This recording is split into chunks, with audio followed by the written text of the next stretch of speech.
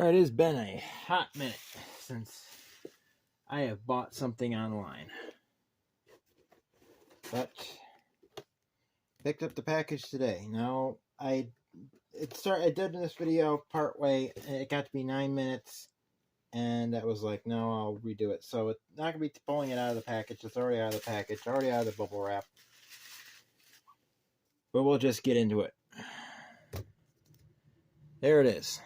And since it's wrapped in cardboard, you can probably tell what the manufacturer is before I even take it out of the package. So maybe I don't need to unbox it. Nah, we'll do it anyway. So there you go. Empty box. Unboxing over. No, just kidding. Seriously, folks. There we go. Athearn Genesis Premium Trains. This is by far the most expensive locomotive I've ever paid for a locomotive. $254 before the discount code from Vinny's discount code. There, got the box off. Let's look, see what else is in here. Ooh, got all sorts of paperwork. Yay. Typical Athearn Genesis paperwork. With Vinny's discount code, got 6% off. It took off. I paid $237 for it and then $7 shipping, so I got it for less total than I would have paid full price for it. So I have 2 Lock Sound 5s and 1 Tsunami 2. There's a booklet for Tsunami 2. And a list of all the CVs and stuff. Yay. That's a lot of CVs. Anyway. Warranty information. And the exploded parts diagram for every single GP9 and GP18 and GP7 there. Yeah, they got that's the GP7, 8, and 9, and then they have the let's see, where there was it. List of everything, every single part that could possibly be on there, and then it shows, it tells what would be on it. And there's ASM GP90 Phase 2 SP grip, Phase 2 SP, Phase 3 GP18 shells, GP9 Phase 2 WP up here, and then we got the Phase 3 late, Phase 2 CB&Q over here, and the GP9 Phase 2 DRGW up here. But this is none of those. We take this off.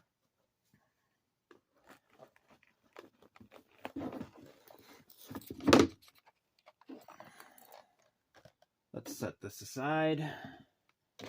And put those in there. Don't drop them on the floor.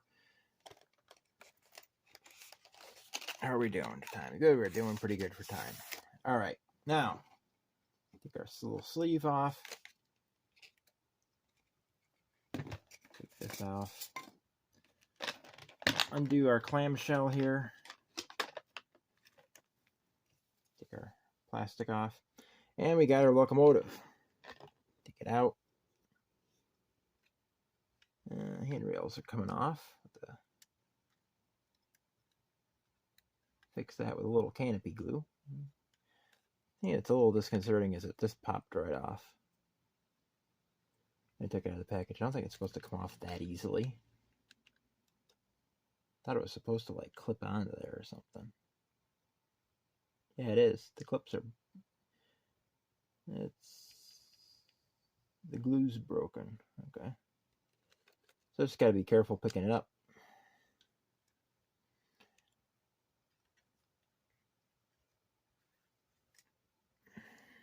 Norfolk and Western. So, now, Norfolk and Western ceased to exist in 1982. I'm remodeling Norfolk Southern. Listen to the trackside mic too much. I put an and in there. There's no and in Norfolk Southern. So why would I have a Norfolk and Western GP9 or GP18? The answer is I don't.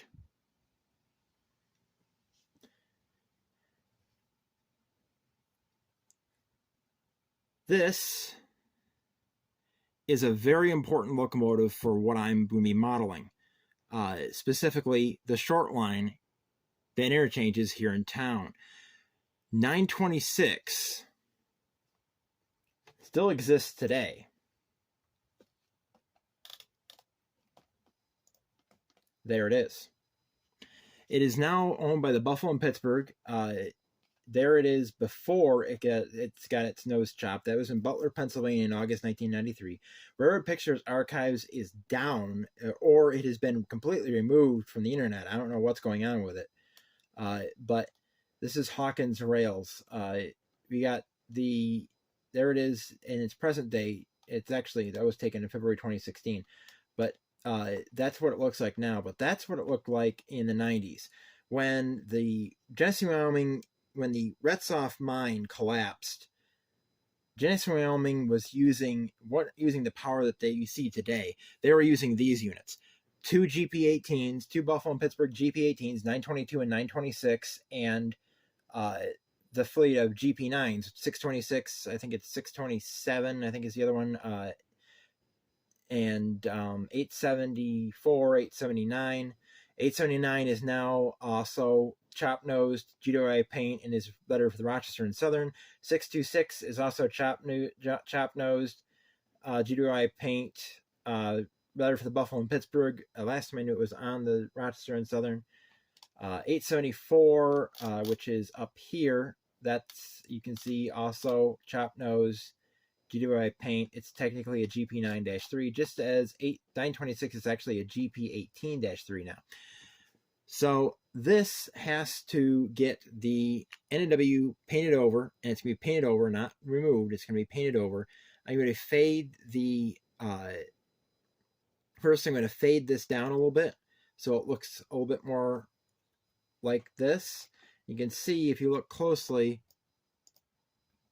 this is darker here. So I got to fade this down, and I got to paint over the NW block, and then put a BNP logo. Now there was, later on, they put a BNP logo right here, right over where the NW is here. Here it's just, they just blanked it out. In fact, you probably can't see it on the camera, but you can barely see it looking right at, you can see where they removed the NW. So this is actually going to be, this is my first locomotive that is destined to be patched. I can't afford very many locomotives right now. I plan on buying 3 to 4 a year if funds allow. The next locomotive I'm thinking about buying is Canadian Pacific Expressway Paint Scheme 5742. I had 4 of the Expressway locomotives on my Lombard Hobbies wish list, and slowly but surely they were all bought out except for that one. And you notice here that's got the bell in the nose. It's got the bell in the nose here. So, yeah. That's my first Buffalo and Pittsburgh locomotive. Currently, still better for the NW. We'll fix that eventually. Now, I might go upstairs and run it. We'll see. That's it for today. In a few months, we'll see if I get another locomotive and what it'll be. It's probably, if they still have them, at that point, I will get that Expressway locomotive, because those Expressway ones came through here. And there's another picture of 926 as it looks today. This is what happens when I go to Rare Pictures Archives. Page cannot be found. Might have been removed. Its name changed. Or is temporarily unavailable. Not know what's going on with that. That's weird. I've never had that happen. But that's it for the unboxing. Well, if I go upstairs, you'll see after that. You'll see some time left on the video. If not, from CP Silver Springs, Milepost 360, the Norfolk Southern Tier Line. Keep on living trains. Tim out. Okay, so we had a little problem up in the layout room. Had a little problem with getting this thing to run. I thought at first I had a bad locomotive, and then there was something wrong with the DCC wasn't making a connection. Now here's something I discovered in doing this that I do not like, and Jason probably can correct this somehow, but on this, the Tsunami 2, I do not see anything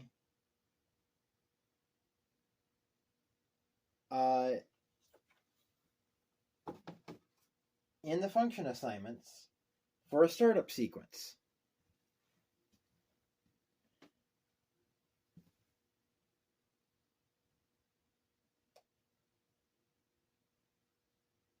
Locksound has a startup sequence. Now I'm going to I selected a different locomotive, one that's not on the rails, so hopefully as soon as I put it on the rails, it goes in the startup sequence.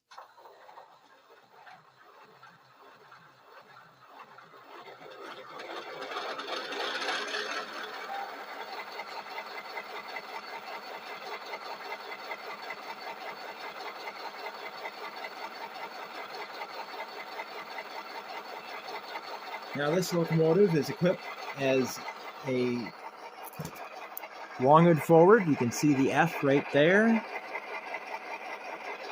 So this locomotive is set to forward. Turn the headlight on. Okay.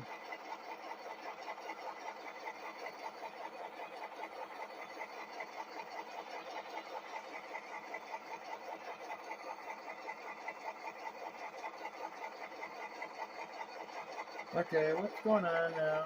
Oh, yeah. Select loco, 3, enter. Turn the headlight on. Okay. Oh. There we go.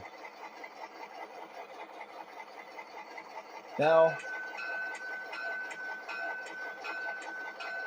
Horn.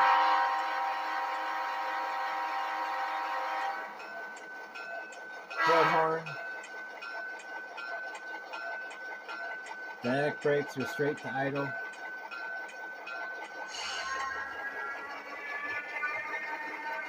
There's a dynamic brake sound. As soon as I got it moving.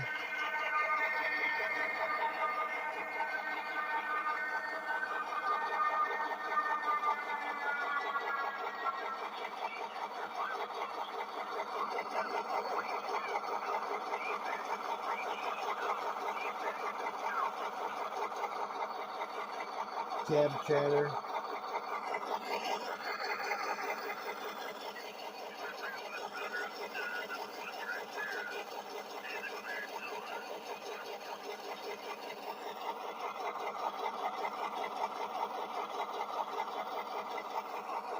Mute. Which is F8, which is normally a startup sequence.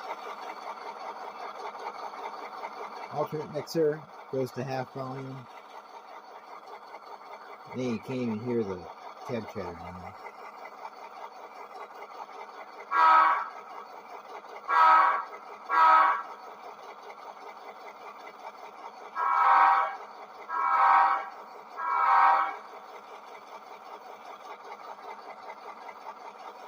Okay. Uncouple is F13.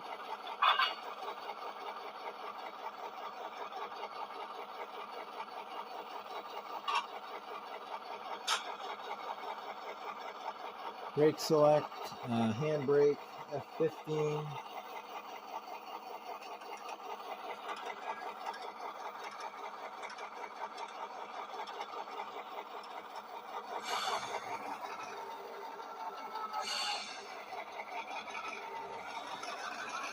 That's speed step 2. That moves right along with speed step 2. That's speed step 1.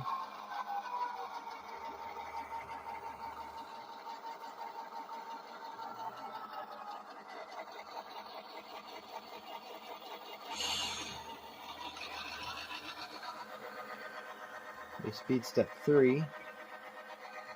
Move the Catherine blue box over.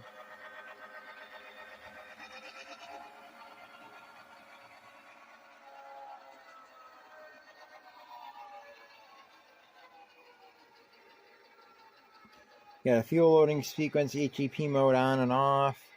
Steam generator or auxiliary HEP generator off. Straight to idle. All aboard coach doors. Auxiliary lighting effect. Engine RPM notch up and notch down. Notch up and notch down. Notch up you'd use. You're hooked up. You're charging up the air. Usually they'll notch up to like run a notch 8, notch 5 to charge up the air, charge it up faster. I think there's a mouse up here with me. Change it to reverse.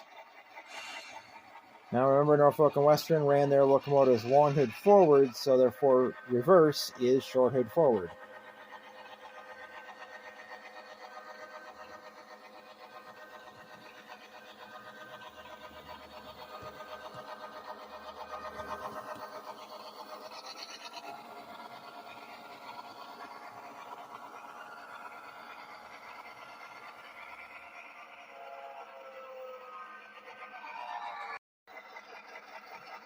Okay, now let's change it to forward.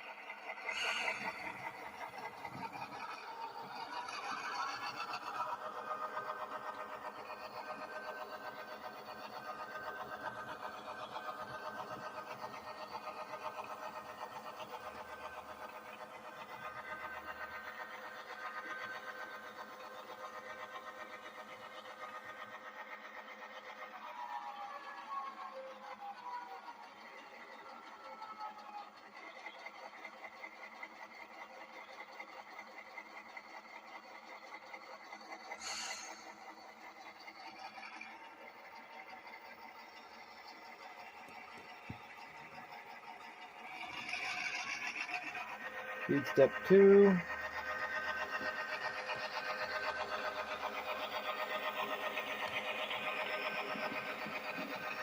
Nice and smooth right out of the box.